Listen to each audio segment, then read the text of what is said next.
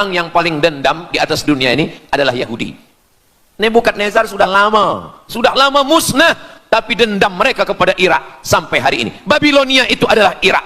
Maka siapapun yang menjadi penguasa, pasti mereka akan perintahkan untuk menghantam Irak. Dari mulai George Bush sampailah sekarang, Irak selalu dihantam. Dituduh bahwa Irak ada punya senjata membunuh manusia.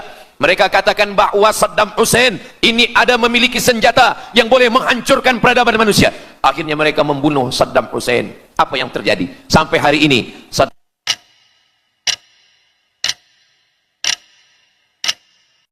mengapa Israel ini ingin betul mengambil Palestina ini? Apa yang ada di Palestina? Apakah di Palestina itu ada emas? Apakah di Palestina itu ada perak? Mengapa mereka bersemangat betul ingin mengambil Palestina ini? Pada tahun 2007, Al-Faqir Abdul Samad, saya menterjemah satu buku berbahasa Arab, judulnya Tarikh Ad-Diyanah Al-Yahudiyah, ditulis oleh seorang ulama daripada Al-Iskandariyah, Mesir. Di situ dia bagi satu jawaban. Kenapa orang Israel itu amat sangat menginginkan Palestina? Rupanya ada seorang bernama Israel. Israel maknanya dua. Isra abdun, el bahasa Hebrew language, bahasa Ibrani. El artinya Tuhan, Israel artinya hamba Tuhan.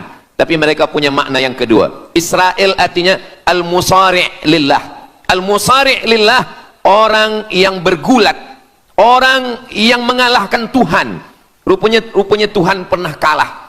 Dan ketika Tuhan kalah, lalu Tuhan memberikan hadiah satu petak tanah, dan tanah itu adalah tanah Palestina menurut mereka. Jadi mereka meyakini bahwa ketika Tuhan dikalahkan oleh Israel, maka hadiahnya adalah bumi Palestina. Itulah kenapa mereka amat sangat ingin mengambil tanah itu. Tapi kita pula, Palestina bagi kita adalah hijrahnya Nabi Muhammad sallallahu alaihi wasallam yang dituliskan dalam Al-Qur'an. A'udzubillahi minasyaitonir rajim. Subhanalladzi asra bi'abdihi lailan minal masjidil haram ilal masjidil aqsa alladzi barakna haulah. Dulu semasa belajar di Al-Azhar ada satu subjek namanya Al-Milal wan Nihal. Al-Milal maknanya aliran-aliran keagamaan, wan Nihal agama-agama. Maka salah satu aliran itu disebut dengan Zion. Zion adalah nama satu bukit yang ada di Palestina. Lalu mereka mengambil nama ini sebagai satu gerakan dunia. Dalam bahasa Arabnya disebut dengan As-Sahyuniyah atau Zionis. Mereka ingin mengembalikan Yahudi ke Palestina. Apa yang membuat mereka ingin? Rupa-rupanya mereka meyakini bahwa mereka menunggu-nunggu seorang lelaki. Lelaki itu bernama Mesiah. Dalam bahasa mereka sebut dengan Mesiah. Dalam bahasa Arabnya adalah Al-Masih. Al-Masih diambil dari kata masaha. Masaha artinya disapu. Kita dalam wudhu ada menyapu. Idza qumtum ila shalah, kalau kamu ingin sembahyang, faghsilu wujuhakum, muka dibasuh. Wa aydiyakum ilal marafiq, tangan pun dibasuh hingga ke siku. Tapi kepala dengan telinga tidak dibasuh. Kepala dengan telinga disapu. Wamsahu biru'usikum, disapu. Jadi kenapa dia dikatakan Al-Masih? Kerana dua. Pertama, waktu lahirnya badannya disapu dengan minyak. Yang kedua, setelah dia besar, bila dia tengok orang lumpuh, dia sapu. Orang yang lumpuh boleh tegak berdiri. Bila nampak orang buta, dia sapu. Orang buta boleh menengok. Bila nampak orang mati, dia sapu. Dan orang mati pun boleh tegak berdiri. Dia tunjuk tanah, ya ard umbuti, wahai tanah tumbuh tanaman. Dia tunjuk langit, ya sama imtiri, turunkan hujan. Dia tunjuk orang mati, ya mayyit qum, orang mati tegak berdiri. Maka dia disebut dengan Al-Masih. Tapi Al-Masih ini ada yang original. Itulah dia Al-Masih Isa anak Maryam alaihi salam. Tapi ada Al-Masih satu lagi, macam Isa. Orang Arab bila ada mangkuk, mereka sebut dengan wi'a. Kalau mangkuk ini emas, mereka katakan al-wi'a adz-dzahabi, mangkuk emas. Tapi kalau mangkuk ini dari perak tapi dibalur dengan emas, mereka akan mengatakan al-wi'a al-mudajjal. Dia bukan emas, tapi dia nampak macam emas, maka dia namanya mudajjal. Begitu juga dengan Al-Masih ini. Al-Masih yang betul-betul Al-Masih, dia adalah Al-Masih Isa anak Maryam. Tapi ada yang macam Al-Masih, bentuknya macam Al-Masih, macam mukjizat Al-Masih, tapi dia bukan Al-Masih. Itulah dia Al-Masih Ad-Dajjal. Sebenarnya mereka sedang menunggu Al-Masih Ad-Dajjal. Kita pula sebelum salam kita minta perlindungan kepada Allah dari Al-Masih Ad-Dajjal. Allahumma inni a'udzubika min adzabi jahannam wa min adzabil qabri wa min fitnatil mahya wal mamat wa min syarri fitnatil masihid Dajjal. Kita minta tolong pada Allah supaya jauh daripada Dajjal. Mereka menunggu Dajjal. Kenapa mereka ingin menunggu Dajjal? Sebab menurut mereka bila Al-Masih Dajjal ini datang, maka nanti kambing akan berdamai dengan serigala. Semua akan hidup tenang dan mereka akan menjadi penguasa dunia. Selain daripada Yahudi Israel adalah ghaim. Ghaim adalah keledai tunggangan. Jadi sebenarnya sesiapa saja pun yang bukan Yahudi, dia hanya akan menjadi keledai. Dan mereka ini adalah agama yang juga sebagai suku bangsa, yang juga sebagai sebuah negeri. Kita Islam, agama kita, tapi bangsa kita Melayu. Dan kita tinggal duduk, ada Melayu di Sumatera, ada Melayu di Semenanjung, ada Melayu di Kalimantan, Borneo. Melayu tersebar di beberapa negara. Tapi Yahudi tiga. Yahudi sebagai agama, Yahudi sebagai bangsa, Yahudi sebagai negeri. Mereka ingin mewujudkan ketiga-tiga ini menjadi satu. Kami bangsa Yahudi, kami agama Yahudi, dan kami punya negeri Yahudi. Itulah keinginan mereka. Maka mereka sedang menantikan raja mereka. Raja mereka adalah Al-Masih Ad-Dajjal. Dan Al-Masih Ad-Dajjal ini akan turun kalau syarat-syarat ini mereka penuhi. Kata Syekh Fargallah dalam subjek Al-Milal wan Nihal. Maka yang pertama diminta oleh Al-Masih Ad-Dajjal ini adalah semua Yahudi kembali kepada bumi Israel. Mereka mengatakan itu bumi punya dia dan semua akan kembali. Rupa-rupanya mereka tiada punya negeri. Sama macam nasib orang Kurdi. Kurdi ada di Turki, Kurdi ada di Irak, Kurdi ada di beberapa belahan bumi. Syekh Amin Al-Kurdi, mursyid tarekat Naqsabandiyah di Mesir, orang Kurdi, tapi duduk di Mesir. Syekh Muhammad Said Ramadan Al-Buti, orang Kurdi, tapi duduk di Suriah. Salahuddin Al-Ayyubi, orang Kurdi, tapi dia raja di Mesir. Mereka pun di seluruh dunia ada, tapi mereka tak ada punya negeri. Maka mereka ingin mengambil Palestina, mereka ingin kembali ke negeri yang menurut mereka inilah adalah hadiah daripada Tuhan, kerana Tuhan kalah bertembung, bertarung dengan nenek moyang mereka bernama Israel menurut hikayat mereka. Yang ini semuanya adalah asatirul awalin, hanya dongeng-dongeng nenek moyang mereka zaman silam. Lalu kemudian datanglah Theodor Herzl menghadap kepada Sultan Abdul Hamid, Sultan Turki. Mereka ingin membayar dengan ratusan keping emas.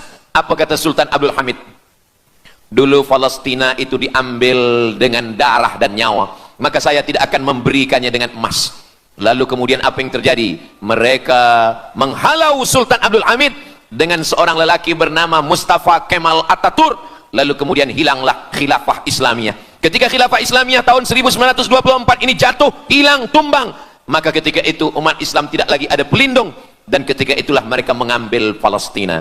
Mereka merebut, mereka mengambil, seperti yang dikatakan Sayyidina Muhammad sallallahu alaihi wasallam, kamu akan diperebutkan seperti makanan yang ada di atas meja makan. Satu mengambil kakinya, satu merebut kepalanya, satu mengambil dadanya, dan tercabik-cabik, dicakar, dimakan, dipotong. Tak ada satu pun yang peduli. Alhamdulillah, kita malam ini masih peduli. Kita sedang mengajarkan kepada belia-belia, kita sedang mengajarkan kepada pemuda-pemuda Islam. Mudah-mudahan sampai anak cucu kita sampai hari kiamat masih lagi peduli kepada Palestina, insya-Allah. Allahu Akbar. Semua Yahudi kembali ke Palestina. Maka sekarang mereka sudah berkumpul. Berapa jumlah mereka? 9 juta Yahudi sudah berada di Palestina. Itu syarat supaya Al-Masih itu turun. Sebab Al-Masih tidak mahu turun kalau Yahudi-Yahudi ini tidak kembali ke Palestina menurut mereka. Maka Yahudi dari Rusia kembali, Yahudi yang ada dari Amerika kembali semuanya. Dari mulai tahun 1946 sampailah hari ini 2025, tahun hadapan 2026, 80 tahun lamanya mereka sudah berkumpul menunggu kedatangan Al-Masih dengan cara berkumpul. Dan mereka yang datang ini hanya keturunan Yahudi dari puak ibunya saja. Yahudi ini tidak menerima dari puak ayah. Jadi kalau ada ayahnya Yahudi, emaknya tak Yahudi, dia tiada diterima. Sebab mereka guna dari puak ibu. Maka bila ibunya Yahudi, maka dia akan diterima. Ada satu Yahudi yang tidak diterima, Yahudi Falasha dari Afrika. Yahudi Farasani datang, mereka dari Ethiopia, mereka menyeberang ke Sudan, dari Sudan mereka masuk ke Mesir, dan mereka datang ke Palestina. Mereka pun nak masuk juga, tapi mereka tertolak. Sebab dia mengaku Yahudi, tapi kulit dia hitam. Saya tak tahu di tempat kita, tapi di tempat saya banyak juga Yahudi, namanya Yahudi pesek. Kulit dia hitam, hidung dia pesek, tapi otak dia Yahudi. Ini lebih berbahaya lagi, mereka menyebarkan kebencian. Jadi sebenarnya Yahudi adalah makhluk yang paling unsuri, rasisme. Mereka tiada menerima selain daripada Yahudi. Siapapun yang datang ingin mengaku orang Yahudi, kalau ditengok nasabnya tidak sesuai daripada ibu, dia tidak akan diterima. Sedarlah wahai orang yang membela-bela Yahudi, wahai orang yang membela Yahudi, kalau kamu bukan Yahudi, maka kamu tidak akan diterima, kerana Yahudi adalah agama, Yahudi adalah bangsa, dan Yahudi adalah negeri. Mereka ingin mewujudkan ini. Maka berdatanganlah Yahudi beramai-ramai, lalu mereka pun turun ke Palestina. Sampai hari ini mereka terus berdatangan. Lalu kemudian yang kedua, syarat Yahudi didatangi oleh Al-Masih, Mesias, mereka mesti menanam tanaman yang hijau. Jadi kalau mereka bayangkan, Al-Masih ini sedang berada di langit, dia selalu memandang ke bawah. Dia tengok, Yahudi dah berkumpul atau belum? Kalau berkumpul dia tak nak turun. Bila dah berkumpul semua ramai, baru dia turun. Dah berkumpul 5 juta, dia belum juga turun. Dah berkumpul 9 juta, dia belum juga turun. Rupanya yang kedua, dia ingin supaya tanah Palestina itu hijau. Bila nanti dah hijau semua, baru dia turun. Dan tanaman yang hijau itu pun dia yang memilihkan tanamannya. Tanamannya adalah yang disebutkan Nabi 14 abad silam, Syajaratul Gharqad. Nanti semua akan membela umat Islam. Sampai-sampai batu berkata, apa kata batu? Ya abdallah, wahai hamba Allah, hadza Yahudi khalfi, ini di belakang saya ada Yahudi, faktulhu, bunuhlah dia. Kata Nabi, jangankan manusia, batu pun membela umat Islam.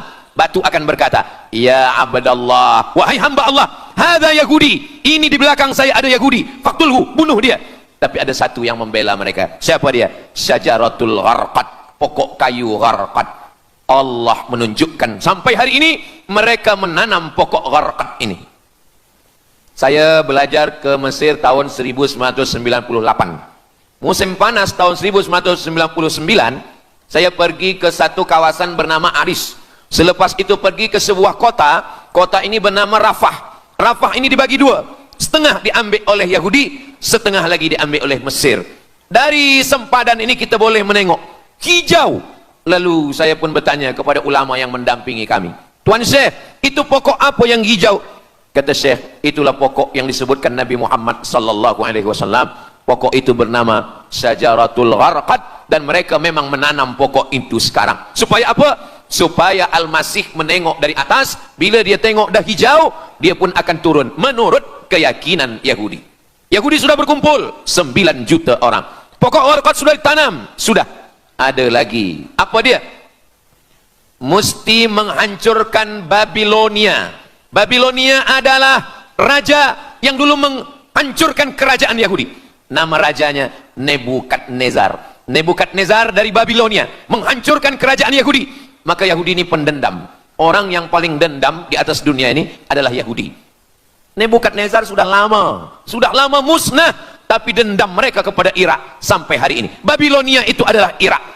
Maka siapapun yang menjadi penguasa, pasti mereka akan perintahkan untuk menghantam Irak. Dari mula George Bush sampailah sekarang, Irak selalu dihantam. Dituduh bahwa Irak ada punya senjata membunuh manusia. Mereka katakan bahwa Saddam Hussein ini ada memiliki senjata yang boleh menghancurkan peradaban manusia. Akhirnya mereka membunuh Saddam Hussein. Apa yang terjadi? Sampai hari ini Saddam Hussein tiada memiliki apapun untuk menghancurkan umat manusia. Jadi sebenarnya adalah ini agenda daripada Yahudi. Mereka ingin menghancurkan Babilonia, dan Babilonia itu adalah Irak pada zaman modern sekarang ini. Setiap penguasa pasti menghancurkan Irak, sebab mereka amat sangat benci dan dendam kesumat kepada Irak. Ada buku judulnya Al-Yahud fi Masr, orang Yahudi di Mesir. Lalu kemudian seorang jenderal Yahudi bernama Musa Dayan. Musa Dayan buta matanya sebelah. Lalu Musa Dayan ini meminta kepada Presiden Prancis bernama De Gaulle. Lalu De Gaulle pun menelpon Presiden Mesir bernama Anwar Sadat. Bukunya ada saya simpan di rumah. Dia katakan bahwa kepada Anwar Sadat, wahai Tuan Presiden Anwar Sadat, ini mami yang ada di Museum Mesir, Kaherah itu sedang sakit. Jadi untuk menyehatkannya mesti dibawa ke Prancis, ke Paris. Lalu disediakanlah pesawat terbang untuk membawa mami ini. Dulu saya pernah dengar tazkirah Ustaz Azhar Idrus, jangan anak panggil mak mami, sebab mami itu inilah mami Fir'aun, mami return.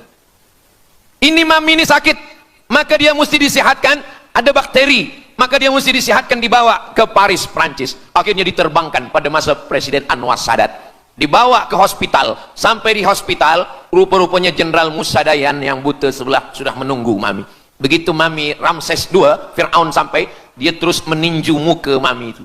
Kenapa? Sebab dia dendam. Inilah yang dulu menghalau nenek moyang dia dari Mesir. Gila. Yahudi ini adalah orang-orang yang gila. Sampai hari ini mereka punya dendam yang tak berkesudahan. Sampai mami yang sudah menjadi kering, kita pun menengoknya biasa-biasa saja. Tapi Musa Dayan melampiaskan dendam kesumat dia sampai pada masa Presiden Anwar Sadat, yang akhirnya Anwar Sadat pun mati terbunuh ditembak oleh Khalid Islambuli. Begitulah Allah Subhanahu wa taala menceritakan saksi sejarah supaya umat Islam faham bagaimana pikiran, bagaimana sakit jiwanya orang-orang Yahudi. Mereka sudah berkumpul di Palestina 9 juta. Tanam-tanaman hijau sudah ditanam. Irak sudah dihantam, hancur lebur Irak. Apa lagi yang mereka lakukan? Tanah Palestina mesti merah. Tanah Palestina tidak boleh hitam. Tanah Palestina mesti merah. Apa yang membuat tanah Palestina merah? Merah kerana darah budak-budak, anak-anak yang tak berdosa dari Palestina. Jadi kalau ada orang yang hari ini terheran-heran, mengapa mereka membunuh budak kecil? Mengapa mereka menjatuhkan bom untuk menghancurkan rumah, membunuh perempuan yang hamil tiada berdosa? Tapi bila orang faham, dia mengerti. Sesungguhnya mereka ingin supaya darah anak-anak yang tiada berdosa itu tumpah. Kalau darah itu sudah tumpah, disitulah mereka menantikan supaya Al-Masih, Mesiah itu turun membela. Sebab itu adalah raja di raja mereka. Apa yang terjadi sebenarnya hari ini? Yang terjadi sebenarnya adalah mereka membangun, membina sebuah kerajaan dari khayal, dari pikiran gila. Maka ada seorang yang tidak percaya kepada Allah, dia atheist, dia tak percaya kepada Tuhan, namanya Roger Jarroudi. Tapi akhirnya dia dapat hidayah, dia masuk Islam. Selepas masuk Islam, dia tulis buku bahwa Israel, Yahudi mendirikan negara berdasarkan mitologi, berdasarkan khurafat, berdasarkan kisah-kisah bohong, dusta. Tapi mereka percaya dengan dusta itu. Lalu kemudian Roger Jarroudi ditangkap oleh pemerintah Prancis, dimasukkan ke dalam penjara. Bukunya diterjemahkan ke dalam bahasa Arab, diterjemahkan ke dalam bahasa Melayu. Roger Jarroudi, bagaimana orang Yahudi Israel membina kerajaan negara berdasarkan khayal, berdasarkan tipu, berdasarkan dusta, berdasarkan mitologi, berdasarkan asatirul awalin, dongeng-dongeng daripada nenek moyang mereka dulu. Lalu kemudian hari ini kita sudah menengok, darah itu sudah tumpah merata-rata di tanah Palestina. Kenapa Al-Masih, Mesiah belum juga turun? Kenapa belum datang juga Mesiah yang mereka tunggu itu? Rupanya ada syarat lagi yang belum. Apa dia? Mereka mesti membina satu yang disebut dengan Haikal Sulaiman, Temple of King Solomon. Mereka meyakini bahwa raja mereka adalah Solomon, dan dia ada sebuah kuil yang mereka sebut, mereka tulis bukunya Temple of King Solomon. Di mana letaknya? Letaknya adalah di atas Al-Masjidil Aqsa. Mereka ingin menghancurkan Al-Masjidil Aqsa, diratakan dengan tanah. Nanti mereka akan bina Temple of King Solomon. Selepas itu mereka siapkan satu kerusi singgasana. Selepas itu nanti barulah turun Al-Masih, Mesiah yang dijanjikan menurut mereka. Yang semuanya ini adalah dusta, bohong, tipu daripada Zionis, kerana mereka ingin menguasai dan mereka ingin membuat sebuah negara yang sangat besar, yang negara itu disebut dengan The Great Israelian, Israel Raya. Dia dari 2 sungai.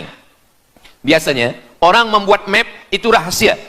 Map biasanya rahasia yang disimpan. Tapi orang Yahudi Israel, mereka buatkan mapnya di dalam bendera mereka. Kita membuat sesuatu yang rahasia kita simpan, tapi mereka membuat satu garis biru di atas, satu lagi garis biru di bawah. Yang di atas itu adalah sungai Nil di atas, dan yang di bawah itu adalah sungai Efrat. Sungai Nil di atas, Afrika Utara, Mesir. Sungai Efrat di bawah, Sungai Efrat ada di Irak. Lalu di tengah itu ada bintang segi 6. Apa maknanya? Mereka ingin membina sebuah kerajaan yang luasnya dari Nil hingga ke Efrat. Itulah kenapa ketika mereka membuka embasi di Kairo, ketika Israel membina embasi di Kairo, ini Sungai Nil, ini bagian atas, ini bagian bawah. Kerajaan Mesir membagi embasi Israel tanah di bawah Sungai Nil. Mereka tidak mau. Mereka ingin membina embasi di atas Sungai Nil. Kenapa mereka tidak mau membina embasi di bawah Sungai Nil? Karena menurut mereka di bawah Sungai Nil adalah negeri kami.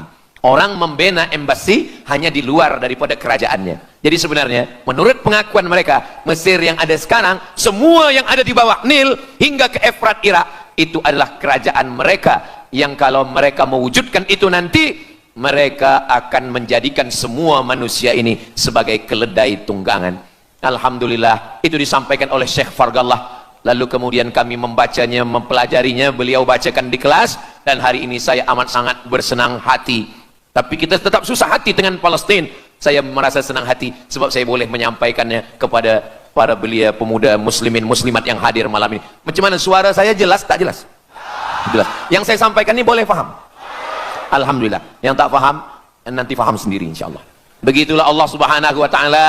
Saya dulu pernah berjumpa dengan Syekh Muhammad Jibril. Lalu kemudian saya tanya Syekh Muhammad Jibril, "Syekh, kenapa Allah membinasakan kaum Ad, kaum Samud, kaum Madian? Wa ila Samud akhahum Salihah, wa ila Madian akhahum Syuaiba, wa ila Adin akhahum Huda." Madian, Samud, Ad, semuanya musnah. Iram dzatil imad, Iram hilang semuanya. Tapi kenapa Yahudi ini masih ada sekarang? Kenapa Allah tak musnahkan? Kata Syekh Muhammad Jibril, Allah Maha Kuasa untuk memusnahkan Yahudi, Israel. Senang saja bagi Allah. Innama amruhu idza arada syai'an ayyakula lahu kun fayakun. Yahudi Israel mati semua rata dengan tanah. Satu jeritan malaikat mati mereka semua. Allah goncangkan bumi, habis mereka ditelan bumi. Ya bunayya, wahai anakku, kalaulah Israel Yahudi ini mati, lalu kamu masuk surga dengan apa, kata dia. Sebenarnya Allah masih menyisakan Yahudi ini supaya kita berjuang. Sekarang ada umat Islam yang amat sangat lemah. Dia bukannya ikut berjuang, tapi melemahkan perjuangan orang.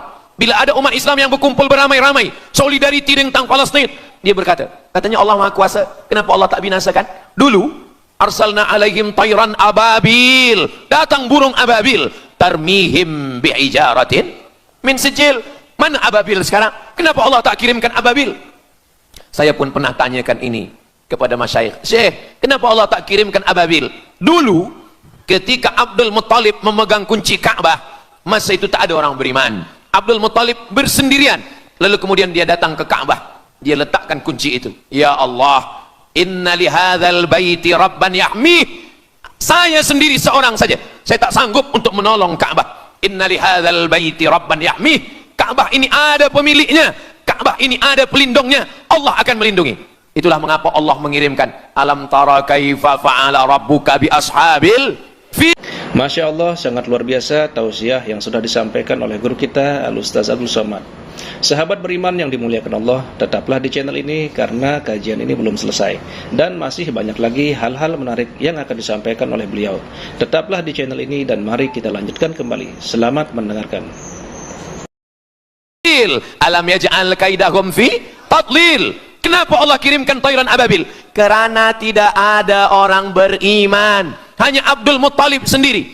Tapi sekarang 2 miliar orang beriman yang bersyahadat asyhadu an la ilaha illallah wa asyhadu anna muhammadan rasulullah. Itulah kenapa Allah tidak mengirimkan tayran ababil. Itulah kenapa Allah tidak membuatkan goncangan. Itulah kenapa. Tapi sedikit banyak Allah mulai menurunkan pertolongannya. Kalau sudah datang pertolongan Allah Subhanahu wa taala, idza jaa nasrullah, kalau sudah datang pertolongan Allah, idza jaa nasrullah wal fath, kemenangan, wa ra'aitan nasa yadkhuluna fi dinillahi afwaja. Insyaallah, alaysa subuhu biqarib, subuh tak lama lagi.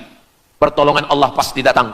Nasrum minallah wa fathun qarib. Hasbunallah wa ni'mal wakil. Ni'mal maula wa ni'man nasir. Wala haula wala quwwata illa billahil aliyil azim. Kalau kita seorang cikgu, kalau kita seorang ulama, sampaikanlah kepada umat. Sebagai seorang ayah, sampaikan kepada anak. Sebagai seorang ahli keluarga, kita mesti ingatkan, buatkan baju dengan lambang, simbol, bendera penderitaan Palestina. Kalau kita menonton dengan keluarga di rumah, tontonkan bagaimana penderitaan anak-anak di Palestina.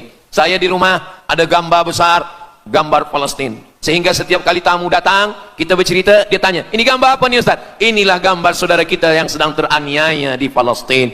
Malam ini kita guna sorban, kita pakai sorban yang mengingatkan kita kepada Palestina. Apapun yang kita lakukan, jangan lupa menyampaikan khutbah Jumat, kunut nazilah, Allahumma ansuril Islam wal muslimina fi Palestina.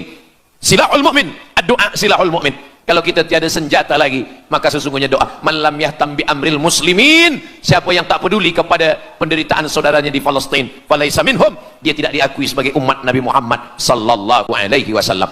Orang beriman bukan setakat sembahyang subuh, zuhur, asar, maghrib, isya. Orang beriman bukan setakat ditengok berapa kali dia ke Baitullah haji dan umrah, tapi orang beriman bagaimana perasaan dia kepada saudaranya. Maka kata Nabi SAW, la yu'minu ahadukum, kamu tidak beriman, kalaupun kamu beriman, belum sempurna, hatta yuhibba li akhi, sampai engkau sayang kepada saudaramu.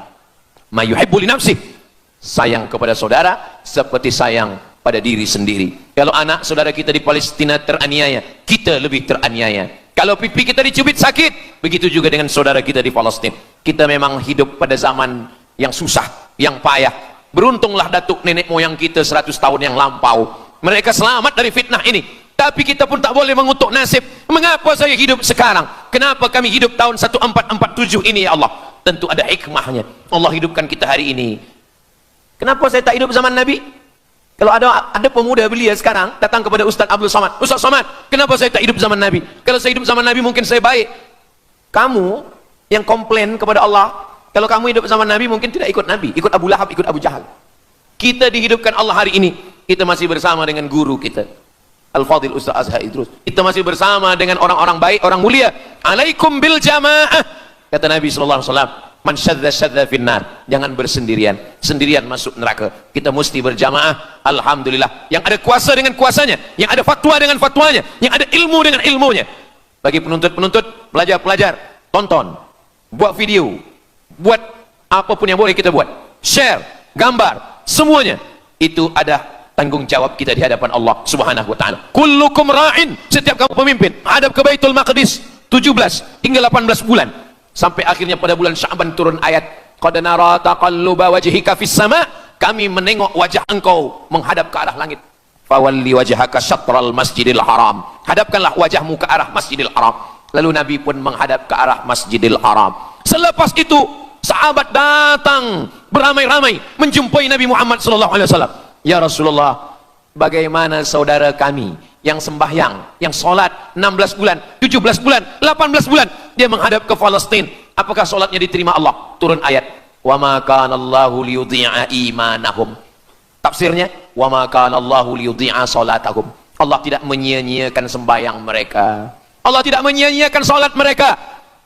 Sembahyang mereka yang dulu menghadap ke Baitul Maqdis diterima Allah atau tidak, itu yang mereka cemaskan, itu yang mereka khawatirkan. Sembahyang yang 18 bulan itu yang mereka takutkan. Bagaimana kita sekarang? Bagaimana sembahyang saudara kita? Bagaimana puasa mereka? Bagaimana musim sejuk mereka sejuk? Bagaimana mereka tak boleh makan, tak boleh minum?